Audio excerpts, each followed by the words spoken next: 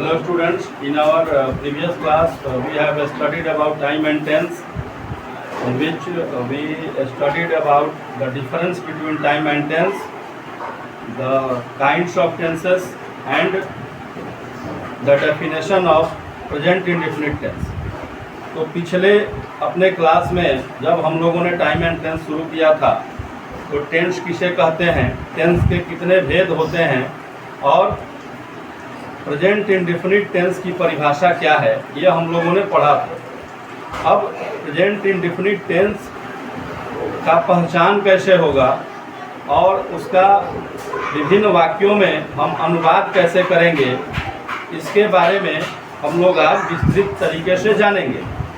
तो हम लोग शुरू करते हैं रूल्स टू रिकॉग्नाइज, पहचान का नियम। प्रेजेंट इंडेफिनिट टेंस की पहचान कैसे होती है? तो जिस हिंदी वाक्य के अंत में ता है, ती है, ता हूँ, ती हूँ, ते हैं जैसे शब्द लगे होंगे उन्हें हम पहचानते हैं कि वह प्रेजेंट इंडेफिनिट टेंस में है। जैसे राम आम खाता है, तो वाक्य के अंत में ता है लगा हुआ है। मैं इतिहास पढ़ता हूँ, इसके अंत में ताहू लगा हुआ है। तो ता है, ताहू जैसे शब्द लगे हों तो उसे हम प्रेजेंट इंडेफिनिट टेंस में कहते हैं। अब हमने पहचान कर लिया कि प्रेजेंट इंडेफिनिट टेंस का ये वाक्य है, इसका हम ट्रांसलेशन कैसे करेंगे, ट्रांसलेट कैसे करेंगे कि प्रेजेंट इंडेफिनिट टेंस को कैसे हम ट्रांसलेट करते हैं। तो रूल्स फॉर ट्रांसलेशन कैसे ट्रांसलेट करेंगे, विभिन्न प्रकार के वाक्यों का हम एग्जाम्पल देखेंगे कि अगर वाक्य अफर्मेटिव में है, अगर वाक्य निगेटिव में है, अगर वाक्य इंट्रोगेटिव में है, अगर वाक्य इंट्रोगेटिव प्लस नेगेटिव में है और WH क्वेश्चन है, तो इन सब का हम अनुवाद कैसे बनाएंगे। और लास्ट में मैं आपको बताऊंगा कि प्रेजेंट इंडेफिनिट टेंस का वॉइस कैसे चेंज करते हैं, मतलब एक्टिव से पैसिव में कैसे हम इसको बदलेंगे, इसके बारे में एक एक करके हम लोग जानेंगे। तो पहला है अफर्मेटिव सेंटेंस, इसको कहते हैं स्वीकारात्मक वाक्य। स्वीकारात्मक वाक्य क्या है, अफर्मेटिव सेंटेंस क्या है, जिसमें किसी बात को स्वीकार किया जाए। कोई कर्ता कोई काम करता है और स्वीकार किया जाए, उसको हम स्वीकारात्मक वाक्य कहते हैं। यह मेनली स्टेटमेंट से रिलेटेड होता है। तो स्वीकारात्मक वाक्य का स्ट्रक्चर होता है सब्जेक्ट प्लस V1 या V5, ऑब्जेक्ट प्लस कंप्लीमेंट। सी मतलब कंप्लीमेंट।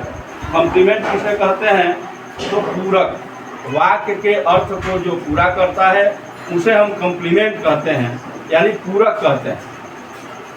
सब्जेक्ट क्या है, सब्जेक्ट की पहचान कैसे करेंगे, तो वाक्य में जो काम करता है या जिसके बारे में कहा जाता है वह वाक्य का सब्जेक्ट यानी कर्ता होता है। इसके बाद बारी आती है वर्ब की।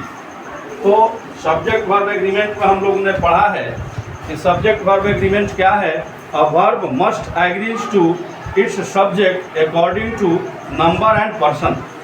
तो सब्जेक्ट वर्ब एग्रीमेंट कहता है कि कोई भी क्रिया अपने कर्ता के नंबर और पर्सन के अनुसार चलती है। यानी कर्ता अगर सिंगुलर है तो क्रिया हम सिंगुलर लगाते हैं, कर्ता अगर प्लूरल है तो क्रिया उसमें प्लूरल लगती है। तो देखिए सब्जेक्ट के बाद V1 प्लस V5 लगता है। तो V5 कब लगेगा, नोट में मैंने लिखवाया है। V5 का मतलब हुआ वर्ब के फर्स्ट फॉर्म में जब एस या ES लगा देते हैं तो वह पांचवें रूप में आ जाती है। तो third person singular personal pronoun का जब मैंने चार्ट पढ़ाया था उसमें मैंने बताया था कि third person singular he, she, it, कोई नाम या एक वचन कर्ता के साथ V5 का प्रयोग होता है, यानी क्रिया में एस या ES लगाया जाता है। बाकी सबके साथ V1 का प्रयोग होता है। तो थर्ड पर्सन सिंगुलर में क्या क्या आएगा, ही है, शी है, इट है, कोई नाम है, एक वचन करता है। इसके साथ क्रिया में हम एस या ES लगाएंगे और बाकी सबके साथ क्रिया अपने फर्स्ट फॉर्म यानी मूल रूप में रहती है। तो देखिए राम आम खाता है, राम इसमें कर्ता, काम कौन कर रहा है, राम काम कर रहा है। क्रिया किसको कहते हैं, जिसके अंत में ना लगा है। तो खाना, खाना क्रिया हो गया, और काम का फल जिस पर पड़ता है वो कर्म होता है, ऑब्जेक्ट होता है। सब्जेक्ट कौन है? तो जो काम को करे या जिसके बारे में कहा जाए वो सब्जेक्ट होगा, जिसके अंत में ना लगा हो वो जो है मुख्य क्रिया होती है, और ऑब्जेक्ट कौन होता है? जिस पर काम का प्रभाव पड़ता है। तो पहले हमें यह पहचान करनी होती है इस वाक्य का सब्जेक्ट कौन है, वर्ब क्या है और इसका ऑब्जेक्ट क्या है। उस अकॉर्डिंगली हम ट्रांसलेशन बनाते हैं। तो सब्जेक्ट हो गया राम, राम को पहले लिखेंगे। वर्ब क्या है? तो राम थर्ड पर्सन का सिंगुलर है, क्योंकि यह एक नाम है। थर्ड पर्सन सिंगुलर के साथ हम क्या करेंगे? वर्ब में एस या एस लगाएंगे। तो वर्ब क्या है? खाना, ईट, ईट में एस लग गया। राम ईट्स क्या खाता है? ए मैंगो, ऑब्जेक्ट हो गया ए मैंगो। तो राम ईट्स अ मैंगो, ये हो गया राम आम खाता है का ट्रांसलेशन। अब सेकंड एग्जांपल हम देखते हैं, मैं इतिहास पढ़ता हूँ। तो काम कौन कर रहा है? मैं। तो सब्जेक्ट हो गया मैं का ट्रांसलेशन होगा आई। वर्ब क्या है? पढ़ना, ना लगा है अंत में, तो पढ़ना वर्ब हो गया। तो आई के साथ ये थर्ड पर्सन सिंगुलर में नहीं आता है, इसलिए V1 होगा रीड। क्या पढ़ता हूँ? इतिहास पढ़ता हूँ। क्या लगाकर प्रश्न करते हैं, उत्तर जो मिलता है वो ऑब्जेक्ट होता है। तो मैं पढ़ता हूँ, क्या पढ़ता हूँ? इतिहास पढ़ता हूँ। तो हिस्ट्री क्या हो गया? हिस्ट्री हो गया हमारा ऑब्जेक्ट। इसका ट्रांसलेशन क्या होगा? आई रीड हिस्ट्री। इस तरह से हमने देखा दो वाक्यों को जो कि प्रेजेंट इंडेफिनिट टेंस में थे, उसका हम ट्रांसलेशन कैसे बनाएंगे। अब ये अफर्मेटिव सेंटेंस था, अफर्मेटिव को नेगेटिव में कैसे हम बदलेंगे। तो नेगेटिव का स्ट्रक्चर होगा, नेगेटिव क्या है? जिसमें नहीं लगा हो, यानी काम करने से मना किया जाए, इनकार किया जाए। Such sentences which deny to do any work is known as negative sentence. तो जिसमें किसी काम को करने से मना किया जाता है, वैसे वाक्यों को हम नेगेटिव सेंटेंस कहते हैं। अब इसको हम चेंज करेंगे, राम आम खाता है, तो डिनाई करेंगे तो राम आम नहीं खाता। इसका स्ट्रक्चर क्या है? Subject plus do does plus not, V1 object then complement. इसमें देखिए जैसे अभी हम लोगों ने पिछले वाक्य में देखा था, थर्ड पर्सन सिंगुलर में वर्ब में हम एस या एस लगाते थे, उसी तरीके से थर्ड पर्सन सिंगुलर के साथ डज लगाएंगे और बाकी सबके साथ डू लगाएंगे, इसके बाद नॉट लगेगा। तो सबसे पहले हम लिखेंगे सब्जेक्ट, इसके बाद डू या डज, तब लगाएंगे नॉट, तब क्रिया पहले रूप में आ जाएगी, देन ऑब्जेक्ट, देन कम्प्लीमेंट। तो अब इसका क्या बनेगा? राम आम नहीं खाता। राम इसमें इट्स था, इसमें डज आ जाएगा, Ram does not eat a mango. मैं इतिहास पढ़ता हूँ इसमें था, अब इसमें नेगेटिव क्या होगा? मैं इतिहास नहीं पढ़ता हूँ। तो I do not read history. तो ये हो गया नेगेटिव सेंटेंस के में बदलने का रूप। अब थर्ड इंट्रोगेटिव में कैसे बदलेंगे? प्रेजेंट इंडेफिनिट टेंस के वाक्यों को प्रश्नात्मक वाक्य में कैसे बदलेंगे? तो डू और डज जो है वह पहले आ जाता है, फिर इसके बाद subject, V1 object, complement and at last note of interrogation must be written in the last, otherwise that will not form any interrogative sentence and that will be a blunder. तो अंत में प्रश्न सूचक वाक्य है तो प्रश्न सूचक चिन्ह नोट ऑफ इंट्रोगेशन हम जरूर देंगे, अन्यथा यह जो है प्रश्न सूचक वाक्य नहीं बन पाएगा। तो अब राम आम खाता है, इसको प्रश्न में कैसे बदलेंगे? क्या राम आम खाता है? तो डू डज पहले आएगा, अभी हमने देखा डू डज पहले आ जाएगा। तो इसमें क्या था? Ram does not eat a mango, does इसमें पहले आ गया क्योंकि राम थर्ड पर्सन सिंगुलर है। Does Ram eat a mango. क्या मैं इतिहास पढ़ता हूँ? Do I read history. इस तरह से अभी हम लोगों ने देखा कि प्रेजेंट इंडेफिनिट टेंस के वाक्यों को हमने किस में बदला? पहले अफर्मेटिव में था, फिर उसको हमने नेगेटिव में बदला, नेगेटिव में बदलने के बाद फिर हम लोगों ने उस वाक्य को इंट्रोगेटिव में बदला। अब बाकी वाक्यों में फिर हम लोग इसको चेंज करेंगे। तो इंट्रोगेटिव के बाद क्या होगा, इंट्रोगेटिव प्लस नेगेटिव होगा, उसके बाद WH क्वेश्चन होगा, और फिर जो है हम लोग वॉइस बनाएंगे। तो अब देखते हैं चौथा क्या होगा। चौथा इंट्रोगेटिव प्लस नेगेटिव होगा।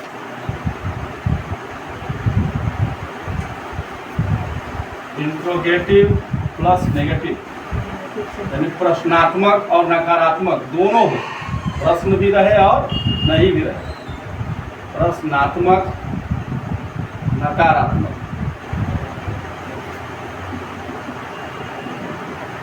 इसका स्ट्रक्चर पहले हम जानेंगे। Do does, yes, not, given, object, complement. अब इस वाक्य को हम चेंज करेंगे। राम आम खाता है, इंट्रोगेटिव भी करना है, साथ साथ नेगेटिव भी रहेगा। तो क्या होगा, क्या राम आम नहीं खाता है? तो क्या लग गया, प्रश्नात्मक हो गया, नहीं लग गया तो नेगेटिव हो गया। अब इसका ट्रांसलेशन हम अपने स्ट्रक्चर पर बनाएंगे।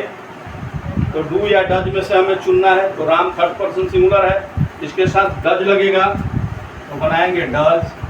फिर सब्जेक्ट कौन है, राम। इसके बाद आएगा not, a verb, it, a mango, और क्वेश्चन मार्क जरूर डालेंगे। तो पहला एग्जाम्पल हुआ। दूसरा एग्जाम्पल क्या था, मैं इतिहास पढ़ता हूँ। क्या मैं इतिहास नहीं पढ़ता हूँ?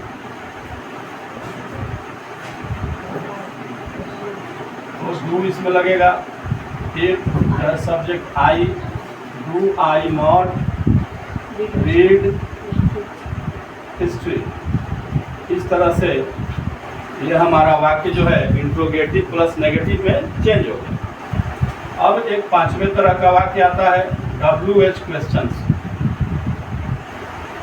WH क्वेश्चंस क्या है, such interrogative words which start with WH। वैसे प्रश्नात्मक शब्द जो WH से शुरू होते हैं, जैसे what, when, where, which, why, whose. ये सब क्या है, इन सब के प्रारंभ में WH लगा है। प्रश्नात्मक शब्दों से बनने वाले ये वाक्य हैं, ये सब प्रश्नात्मक शब्द हैं। इसे हम WH वर्ड कहते हैं। अब WH क्वेश्चंस का स्ट्रक्चर कैसे होगा, WH word do does, subject, given, object, then complement. ये स्ट्रक्चर होगा। तो पहले WH वर्ड आएगा, फिर इसके बाद डू डज लगाएंगे, फिर सब्जेक्ट आएगा, फिर वर्ब का फर्स्ट फॉर्म, फिर ऑब्जेक्ट, फिर कॉम्प्लीमेंट। अब अपने दोनों वाक्यों को हम चेंज करेंगे WH में। तो क्या राम आम नहीं खाता है था, इसमें राम आम खाता है। तो राम आम कब खाता है, सेंसेबल सेंटेंस बनाना है। तो कब का पहले आएगा, WH वर्ड पहले आएगा। कब का क्या होगा, व्हेन। इसके बाद does, Ram eat a mango. ये सेंसेबल सेंटेंस इसका बन गया। दूसरा है मैं इतिहास पढ़ता हूँ। मैं इतिहास क्यों पढ़ता हूँ, तो why, do I read history. इस तरह से हमने स्वीकारात्मक वाक्य को इंट्रोगेटिव WH क्वेश्चन वाले वाक्य में कन्वर्ट कर दिया। अब अंतिम बारी आती है वॉइस बनाने की। ऐसे प्रेजेंट इंडेफिनिट टेंस के वाक्य को वॉइस कैसे हम चेंज करेंगे, यानी एक्टिव से पैसिव में कैसे बदलेंगे। तो एक्टिव वॉइस और पैसिव वॉइस में मैंने बताया था कि एक्टिव वॉइस क्या है, जब क्रिया अपने मूल रूप में हो, जब सेंटेंस मूल रूप में रहता है तो एक्टिव होता है, और जब उसमें कर्म की प्रधानता हो जाती है, जब क्रिया में कर्ता की प्रधानता हो, तो वह वाक्य एक्टिव वॉइस में कर्तावाच्य में, कर्तृवाच्य में कहा जाता है। और जब कर्म की प्रधानता हो जाती है तो उसे हम पैसिव वॉइस में कहते हैं। तो एक्टिव टू पैसिव कैसे बदलेंगे? पैसिव फॉर्म क्या होगा? प्रेजेंट इंडेफिनिट टेंस का पैसिव फॉर्म कैसे हम फॉर्मेशन करेंगे? तो इसमें ऑब्जेक्ट की प्रधानता हो जाती है, ऑब्जेक्ट पहले आता है। O is am are V3 by plus agent या डूअर। एजेंट या डूअर क्या है? सब्जेक्ट जो है, जो ऑब्जेक्ट में कन्वर्ट किया गया। तो क्या हुआ? सब्जेक्ट को ऑब्जेक्ट के स्थान पर और ऑब्जेक्ट को सब्जेक्ट के स्थान पर लिख देते हैं, दोनों का स्थान बदल जाता है। इसके बाद ऑब्जेक्ट के अनुसार वर्ब का प्रयोग करेंगे, इज एम आर लगाएंगे, फिर क्रिया जो है तीसरे रूप में आ जाएगी, फिर बाई का प्रयोग होगा, और फिर जो सब्जेक्ट हमारा ऑब्जेक्ट बन गया है उसको हम ऑब्जेक्ट बदल करके लास्ट में लिखते हैं। अब देखिए एग्जाम्पल हम लोग लेते हैं। तो राम आम खाता है, ये हमारा सेंटेंस था। अब क्या होगा? ये कर्तृवाच्य में है, कर्ता की प्रधानता है। कर्म की प्रधानता कब होगी? इसको देखिए क्या करेंगे, आम राम के द्वारा खाया जाता है। राम आम के द्वारा खाया जाता है, देखिए ता है लगा है, यानी ये प्रेजेंट इंडेफिनिट टेंस का फॉर्म है, और इसको हम वॉइस चेंज कर रहे हैं। तो आम राम के द्वारा खाया जाता है, पहले आएगा ऑब्जेक्ट। ऑब्जेक्ट कौन है? आम। ए मैंगो, ये मैंगो है तो इसके साथ क्या लगेगा? तीनों में से इज लगेगा। मैंगो इज खाना, वर्ब का थर्ड फॉर्म ईटन। फिर इसके साथ लगेगा बाई, और सब्जेक्ट कौन था? राम। राम को राम ही रहने देंगे, राम को कृष्ण में नहीं बदलना है, राम का राम ही रहेगा। तो mango is eaten by Ram. Second, अब दूसरे को हम चेंज करते हैं। तो दूसरा क्या है? मैं इतिहास पढ़ता हूँ, तो इतिहास मेरे द्वारा पढ़ा जाता है, वॉइस चेंज हो गया। अब इतिहास पहले आएगा ऑब्जेक्ट, तो हिस्ट्री सब्जेक्ट है, इसके साथ वर्ब इज लगेगा। हिस्ट्री इज क्रिया का तीसरा रूप, रीड बाय। अब आई का ऑब्जेक्ट चार्ट में मैंने बताया है, आई का ऑब्जेक्ट क्या होता है? मी होता है। तो हिस्ट्री इज रीड बाय मी। इस तरीके से हमने अपने एक्टिव वॉइस को पैसिव फॉर्म में बदल दिया। तो ये 6 मैंने सेंटेंस का स्ट्रक्चर बताया जो प्रेजेंट इंडेफिनिट टेंस से जुड़े हुए हैं। अब आप लोगों को मैं 5 क्वेश्चन दूंगा, उन 5 क्वेश्चंस को आप लोगों को इन सब में बदलना है। तो आप लोग क्वेश्चन नोट करें, होमवर्क के लिए आप लोग इसको करेंगे।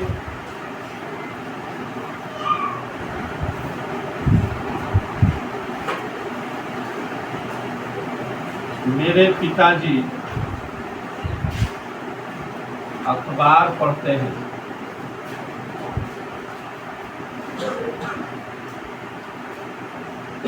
वे लोग अंग्रेजी बोलते हैं।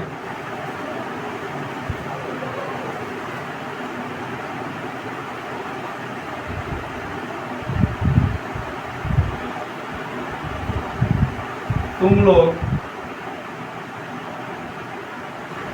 चावल बेचते हो।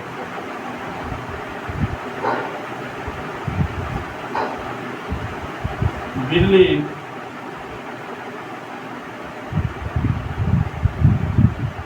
दूध पीती है।